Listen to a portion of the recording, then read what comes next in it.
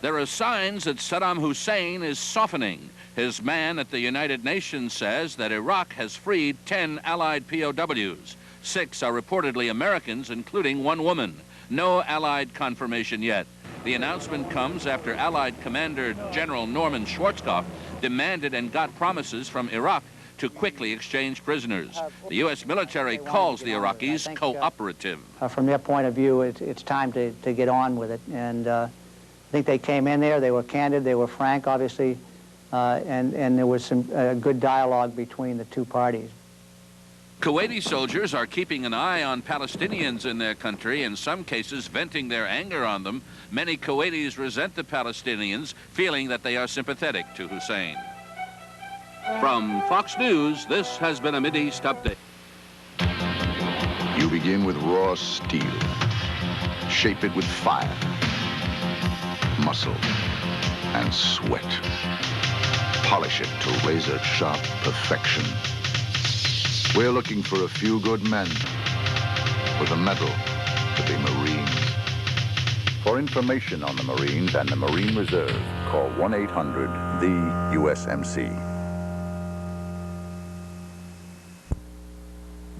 Teamwork.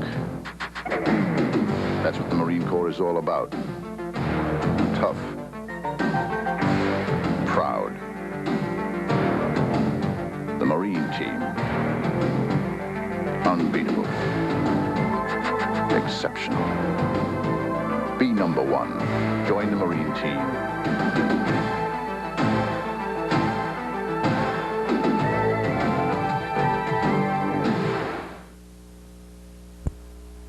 Very few fighters are made like this. Very few. Lean, quick, determined, capable of almost anything. Because the fighter we're talking about is inside the cockpit. He's a United States Marine.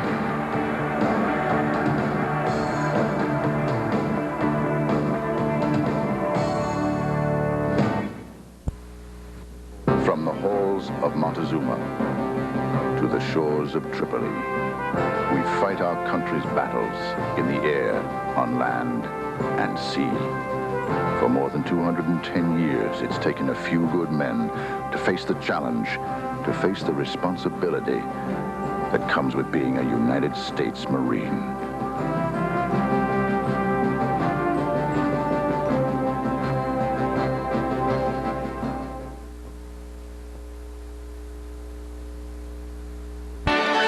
This is CNN.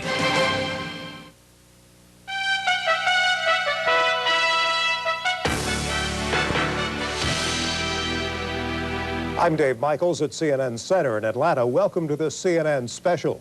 Allied and Iraqi military leaders are to meet face-to-face in southern Iraq in less than 24 hours. That meeting had been scheduled for today. U.S. officials say it was postponed until Sunday at Baghdad's request. At the meeting, military commanders will discuss arrangements for a formal ceasefire in the Gulf War and the exchange of prisoners of war. Allied Commander General Norman Schwartzkopf is to be part of those talks. On Wednesday, the general held an extraordinary briefing. He detailed the strategies that allowed Allied ground troops to beat the Iraqi army in just a few days. Because of its compelling nature, CNN now replays highlights of that briefing. Good evening, ladies and gentlemen. Thank you for being here. I promised some of you all...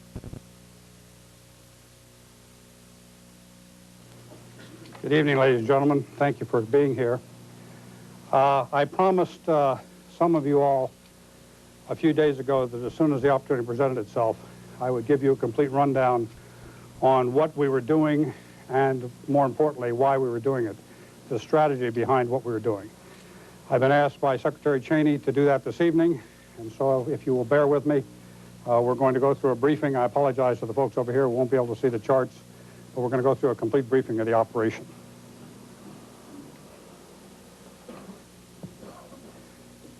This goes back to 7 August to 17 January. As you recall, we started our deployment on the 7th of August. Basically, what we started out against was a couple of 100,000 Iraqis that were in the Kuwait theater of operation.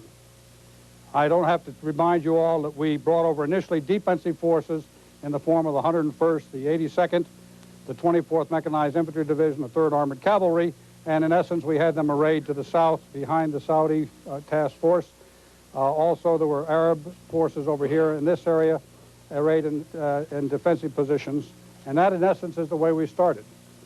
In the middle of November, the decision was made to increase the force because by that time huge numbers of Iraqi forces had flowed into the area and generally in the disposition as they're shown right here, and therefore we increased the forces and built up more forces.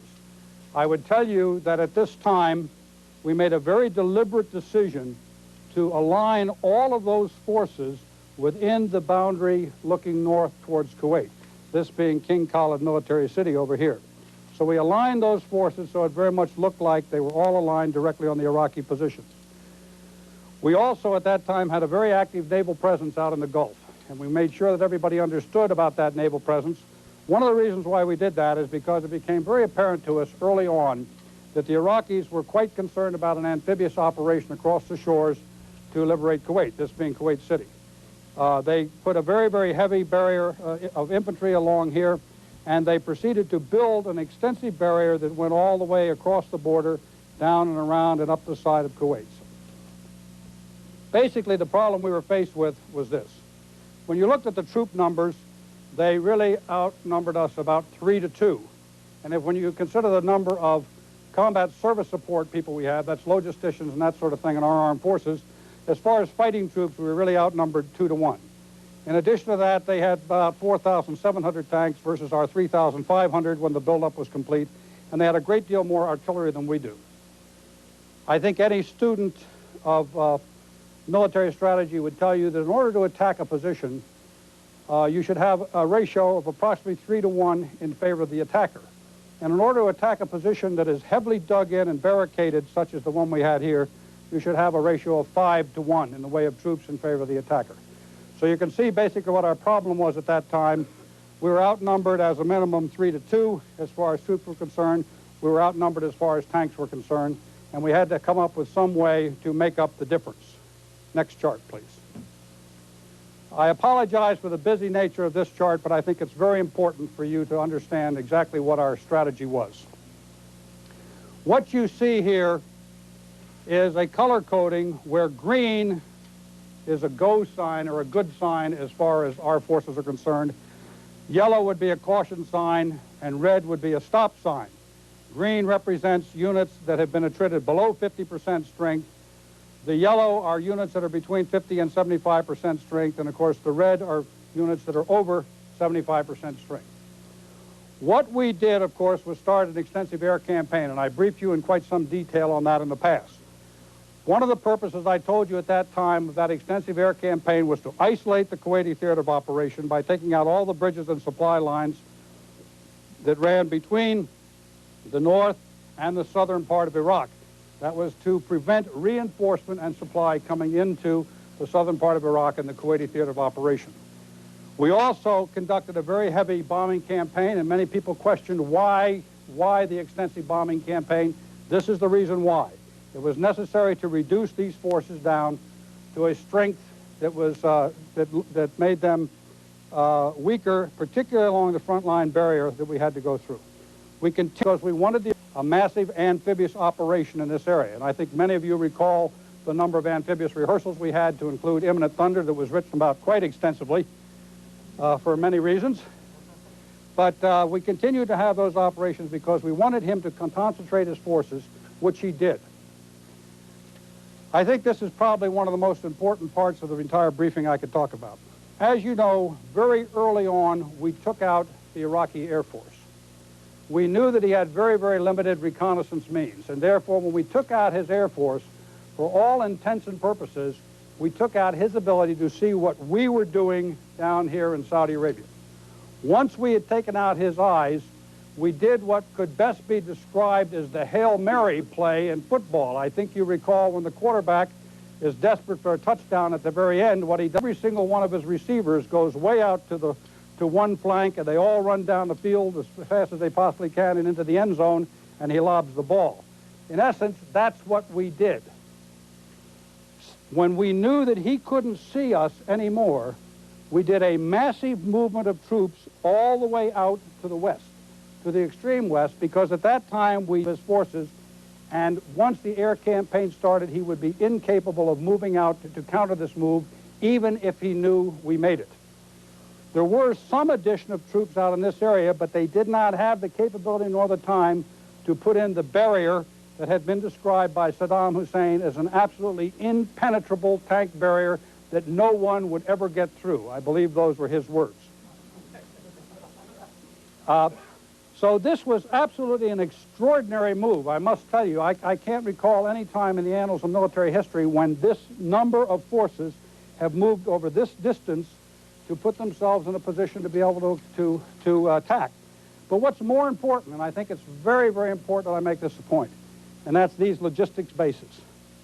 Not only did we move the troops out there, but we literally moved thousands and thousands of tons of fuel, of ammunition, of spare parts, of water, and of food out here into this area because we wanted to have enough supplies on hand so that if we launched this and we got into a slugfest battle, which we very easily could have gotten into, we'd have enough supplies to last for 60 days. It was an absolutely gigantic accomplishment, and I can't give credit enough to the logisticians and the transporters who were able to pull this off, to the superb support we had from the Saudi government, the literally thousands and thousands of drivers, really of every national origin who helped us in this move out here. And of course, great credit goes to the commanders of these units who were also able to maneuver their forces out here and put them in this position. But as a result, by the 23rd of February, what you found is this situation. The front lines had been attrited down to a point where all of these units were at 50% or below. The second level, basically, that we had to face, and these were the real tough fighters that we were worried about right here, were attrited to someplace between 50 and 75%, although we still had the Republican Guard located here, and part of the Republican Guard in this area that were very strong, and the Republican Guard up in this area strong. And we continued to hit the bridges all across this area to make absolutely sure that no more reinforcements came into the battle. This was a situation on the 23rd of February. Next, please. Oh, wait, I'm sorry. I shouldn't forget these fellows. That SF stands for Special Forces. We put Special Forces deep into the enemy territory. They went out on strategic reconnaissance for us, and they let us know what was going on out there, and they were the eyes that were out there, and very important that I not forget those folks. Next, please. This then was the morning of the 24th. Our plan initially had been to start over here in this area and do exactly what the Iraqis thought we were going to do, and that's take them on head-on into their most heavily defended area. Also, at the same time, we launched amphibious feints and naval gunfire in this area so that they continued to think that we were going to be attacking along this coast and therefore fix their forces in this position. Our hope was that by fixing the forces in this position and with this attack through here in this position, we would basically keep the forces here and they wouldn't know what was going on out in this area. And I believe we succeeded in that very well. At 4 o'clock in the morning, the Marines, the 1st Marine Division and the 2nd Marine Division, launched attacks through the barrier system. They were accompanied by the the Tiger Brigade, U.S. Army Tiger Brigade of the 2nd Armored Division. At the same time over here, 2 Saudi task forces also launched a penetration through this barrier. But while they were doing that, at 4 o'clock in the morning over here, the 6th French Armored Division, accompanied by a brigade of the 82nd Airborne, also launched an overland attack to their objective up in this area, Al Salman Airfield. And we were held up a little bit by the weather, but by 8 o'clock in the morning, the 101st Airborne Air Assault launched an air assault deep in the enemy territory to establish a forward operating base in this location right here. Let me talk about each one of those moves. First of all, the Saudis over here on the East Coast did a terrific job. They went up against a very, very tough barrier system. They breached the barrier very, very effectively. They moved out aggressively and continued their attack up the coast. I can't say enough about the 2 Marine divisions. If I use words like brilliant, it would really be an under-description of the absolutely superb job that they did in breaching the so-called impenetrable barrier. It was a classic, absolutely classic military breaching of a very, very tough minefield, barbed wire, fire trenches type barrier. They went through the first barrier like it was water. They went across into the second barrier line. Even though they were under artillery fire at the time, they continued to open up that breach, and then they brought both divisions streaming through that breach. Absolutely superb operation, a textbook, and I think it'll be studied for many, many years to come as the way to do it. I would also like to say that the French did an absolutely superb job of moving out rapidly to take their objective out here, and they were very, very successful, as was the 101st. And again, we still had the Special Forces located in this area. What we found was as soon as we breached these obstacles here and started bringing pressure, we started getting a large number of surrenders. And I think I talked to some of you all about that this evening when I briefed you on the evening of the 24th. We found we got a large number of surrenders. We also found that these forces right here were getting a large number of surrenders and were meeting with a great deal of success. We were worried about the weather. The weather, turned out, was going to get pretty bad the next day, and we were worried about launching this air assault. And we also started to have a huge number of atrocities of really the most unspeakable type committed in downtown Kuwait City, to include reports that the desalinization plant had been destroyed. And when we heard that, we were quite concerned about what might be going on. Based upon that and the situation as it was developing, we made a decision that rather than wait the following morning to launch the remainder of these forces, that we would go ahead and launch those forces that afternoon. Next. So this was the situation you saw the afternoon of the 21st. The Marines continued to make great progress going through the breach in this area, and were moving rapidly north. The Saudi task force on the East Coast was also moving rapidly to the north and making very, very good progress. We launched another Egyptian Arab force in this location and another Saudi force in this location, again to penetrate the barrier, but once again to make the enemy continue to think that we're doing exactly what he wanted us to do, and that's make a headlong assault into a very, very tough barrier system, a very, very tough mission for these folks here. But at the same time, what we did is continued to attack with the French. We launched an attack on the part of the entire 7th Corps, where the 1st Infantry Division went through, breached an obstacle and minefield barrier here, established quite a large breach through which we passed the 1st British Armored Division. At the same time, we launched the 1st Armored Division, the 3rd Armored Division, and because of our deception plan and the way it worked, we didn't even have to worry about a barrier. We just went right around the enemy and were behind him in no time at all. And the 2nd Armored Cavalry Division. And I ought to talk, and the 24th Mech Division also launched out here in the far west, and I ought to talk about the 101st because this is an important point. Once the 101st had their forward operating base established here, they then went ahead and launched into the Tigris and Euphrates Valley. There's a lot of people who are still saying that the object of the United States of America was to capture Iraq and cause a downfall of the entire country of Iraq. Ladies and gentlemen, when we were here, we were 150 miles away from Baghdad, and there was nobody between us and Baghdad. If it had been our intention to take Iraq, if it had been our intention to destroy the country, if it had been our intention to overrun the country, we could have done it unopposed for all intents and purposes from this position at that time. But that was not our intention. We had never said it was our intention. Our intention was purely to eject the Iraqis out of Kuwait and destroy the military power that had come in here. So this was the situation at the end of February the 24th in the afternoon. Next, please. The next 2 days went exactly like we thought they would go. The Saudis continued to make great progress up on the eastern flank, keeping the pressure off the Marines on the flank here. The Special Forces went out and started operating small boat operations out in this area to help clear mines, but also to threaten the flanks here and to continue to make them think that we were, in fact, going to conduct amphibious operations.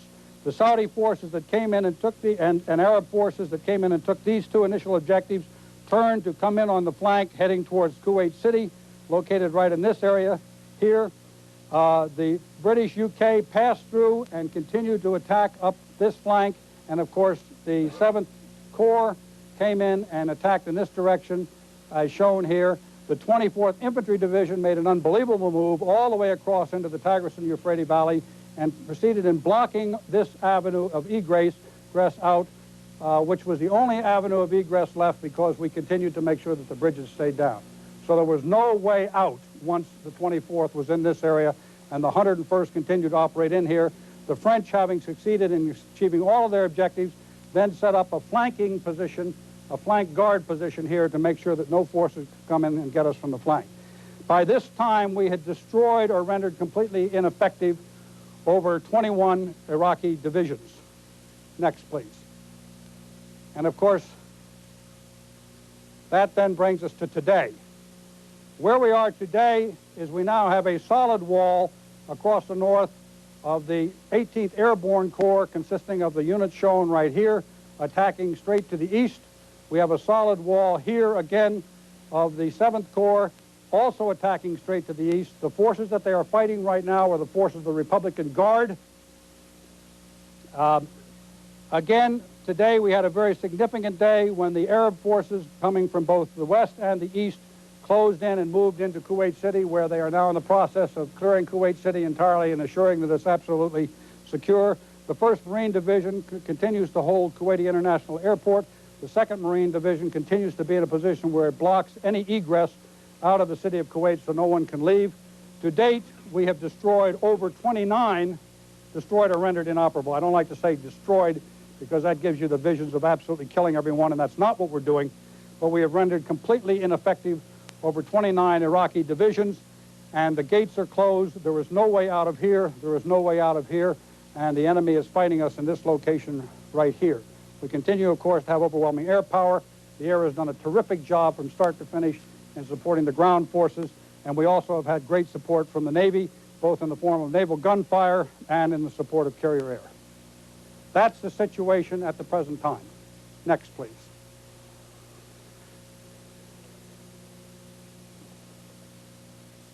Peace is not without a cost. These have been the U.S. casualties to date. As you can see, these were the casualties that we had in the air war. Then, of course, we had the terrible misfortune of the Scud attack the other night, which, again, because the weapon malfunctioned, it caused death, unfortunately, rather than a proper function. And then, of course, these are the casualties in the ground war to death, the total being as shown here. Next. Hold it, hold on for 1 second. 1 second is up. Next, please. We'll put all these charts that have them available for you afterwards. Now, I would just like to comment briefly about that casualty chart. The loss of one human life is intolerable to any of us who are in the military. But I would tell you that casualties of that order of magnitude, considering the job that's been done and the number of forces that are involved, is almost miraculous as far as the light number of casualties. It'll never be miraculous to the families of those people, but it is miraculous. Anyhow, this is what's happened to date with the Iraqis. They start out with over 4,000 tanks. As of today, we have over 3,000 confirmed destroyed, and I do mean destroyed or captured. And as a matter of fact, that number is low because you can add 700 to that as a result of the battle that's going on right now with the Republican Guard. So that number is very, very high, and we've almost completely destroyed the offensive capability of the Iraqi forces in the Kuwaiti theater of operation. The armored vehicle count is also very, very high, and of course you can see we're doing great damage to the artillery. The battle is still going on, and I suspect that these numbers will mount rather considerably. Next.